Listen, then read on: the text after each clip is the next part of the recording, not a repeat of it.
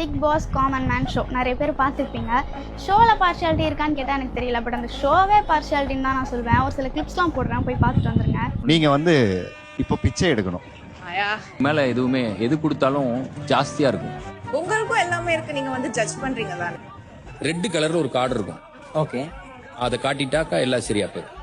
Are you a good actor? I think so. I am a good actor. இது நாயா மாறி இப்போ அந்த ஃப்ளேவர்லாம் செய்ய போறாரு. இவ்வளோ நாள் பிக் பாஸ்குள்ள செலிபிரிட்டிஸ்லாம் போனாங்க, அவங்களுக்குமே நீங்கள் ஆடிஷன் கண்டக்ட் பண்ணியிருப்பீங்க, அதெல்லாம் நீங்கள் டெலிகாஸ்ட் பண்ணீங்களா? பட் அது காமன் மேன் வரும்போது மட்டும் நீங்கள் அதை ஏன் டெலிகாஸ்ட் பண்ணுறீங்கன்னு தெரியல.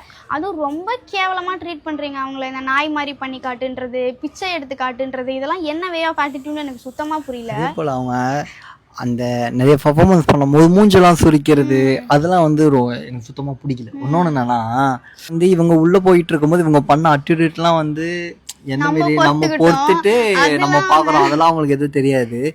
அதுலேயும் சில பேர் கொஞ்சம் பேர் அவங்களுக்கு ஓட் போட்டு சப்போர்ட் பண்ணாங்களா, அவங்கள சொல்லும் முதல்ல. இதுக்கு முன்னாடி பிக் பாஸ்குள்ளே போனவங்களாம் ரொம்ப தகுதி இருக்கு போல. எங்களுக்கு இரிட்டேட் ஆயிருக்கும். இப்போ அவங்க ஒன்று பெர்ஃபார்ம் பண்ணுறாங்க, அவங்க காமன் மேன் தான். அவங்கள மாதிரி ஒன்றும் அவங்க நிறைய படம் நடிச்சிட்டோ இல்லை ரியாலிட்டி ஷோ பெர்ஃபார்ம் பண்ணிட்டோ அங்கே நிற்கலை.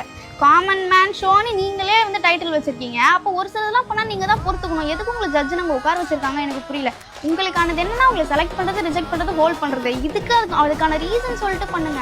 அவங்க பெர்ஃபார்ம் பண்ணிட்டே இருக்கும்போது நீங்கள் அப்படியே மூஞ்ச சுழிக்கிறது, இரிட்டேட் ஆகுற மாதிரி காட்டுறதுலாம் சுத்தமாக புரியல. ஒன்னே ஒன்று தான் சொல்வேன், பர்சனை ரெஸ்பெக்ட் பண்ண கற்றுக்கோங்க, அதுக்கப்புறம் நீங்கள் ஷோ நடத்துங்க. தகுதியே இல்லாத ஆளா கூட்டு வந்து தகுதி இல்லாத இடத்துல உட்கார வச்சிருக்கீங்க. இப்படிதான்.